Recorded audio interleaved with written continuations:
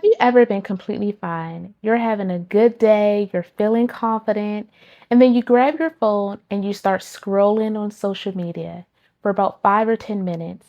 And all of a sudden, you start to feel as though you're behind in your career, behind in your relationship, behind in your calling. And no one even said anything to you, but you start to feel as though you're not enough. And it's all because you saw her. Her with the business, her with the confidence, her with the body, her with the career. But what if I told you you were never meant to be her? You were only created to be the woman that God has called you to be. Welcome to the Unique in You podcast. My name is Dr. Kylie Robinson. I'm your host, and here we focus on the mind, body, and soul. And today we're going to focus on becoming her, not the person that you're comparing yourself to, but the woman that God has created you to be. Let's talk about it. What is comparison? Comparison is when we compare our lives to someone else's. We use someone else's life as a measurement of our success. We look at what they have and what we don't have. And when we do that, we become unsatisfied with where we are in life. We begin to forget about all our milestones that we have accomplished because we're so focused on someone else's journey. But in Galatians chapter 6, verse 4, it says that we should test our own actions and then we can take pride in them and not compare ourselves to others.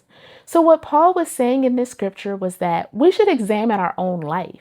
We shouldn't be comparing ourselves to others and using them as a measurement for our success.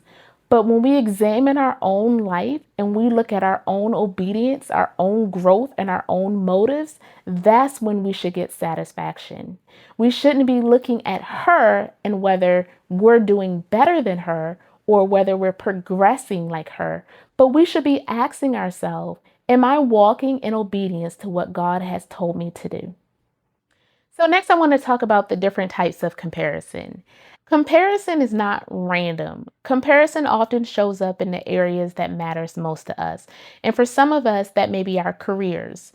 So for some of us, our careers are tied to our identity. So we may see someone that's our age that recently got the promotion, that has the wealth, that has the dream or the fancy car. But just because someone else's has a promotion does not mean that we're failing. It doesn't mean that we're not successful or we're behind. It doesn't mean that because they got their promotion or their glow up, we can't have our glow up. So, someone else's success should be independent of your own. But for some people, it may be relationship comparison. For those that are single and desire to be married, or for those that are married and desire a happy relationship.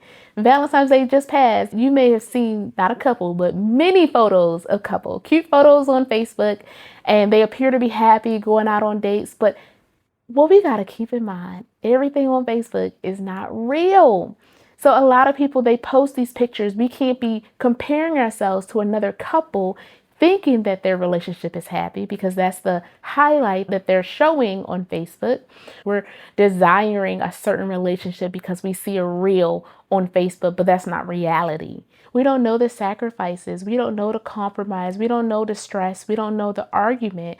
So for one, we got to stop comparing ourselves to other people, other marriages, saying that we want a marriage or a relationship like so and we don't even know what their marriage is really like. Or even if that person has a happy marriage, does not take away from your love story. So next I want to talk about spiritual comparison. And this is one that's not talked about a lot, but we see it a lot in the church.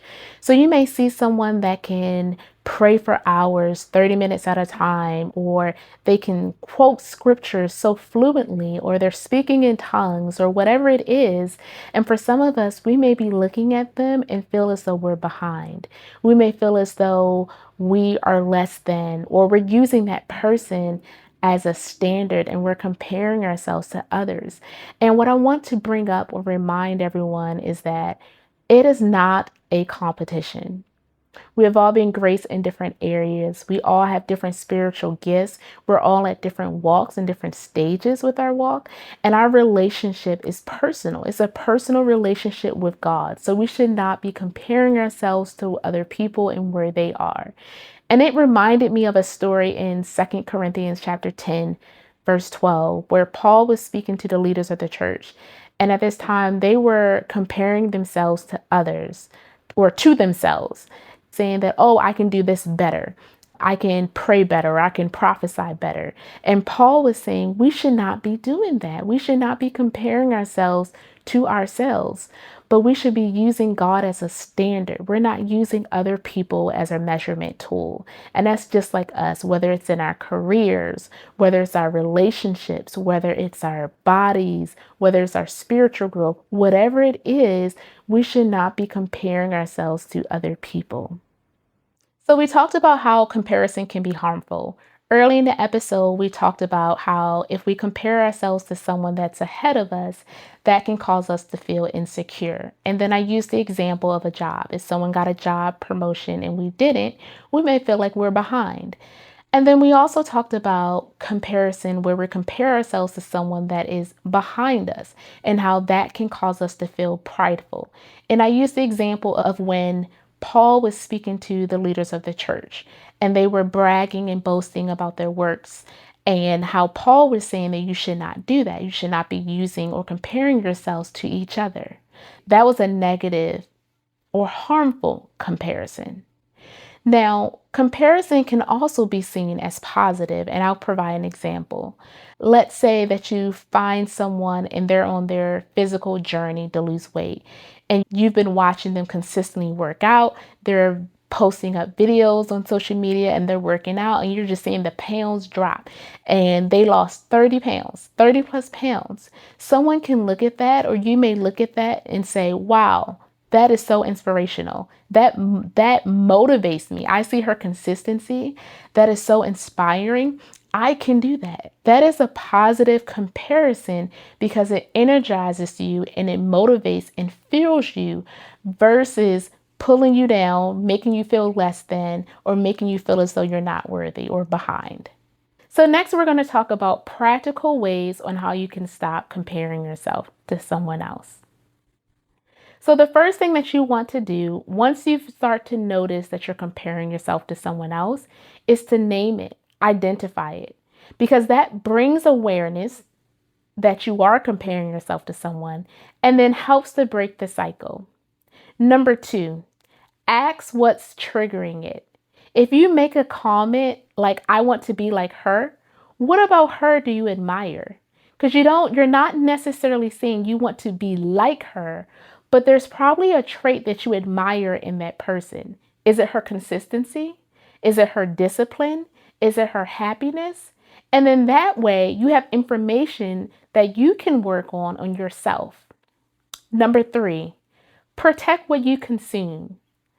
Are you following an account or a person or watching a show that every time when you watch that show, you feel less than?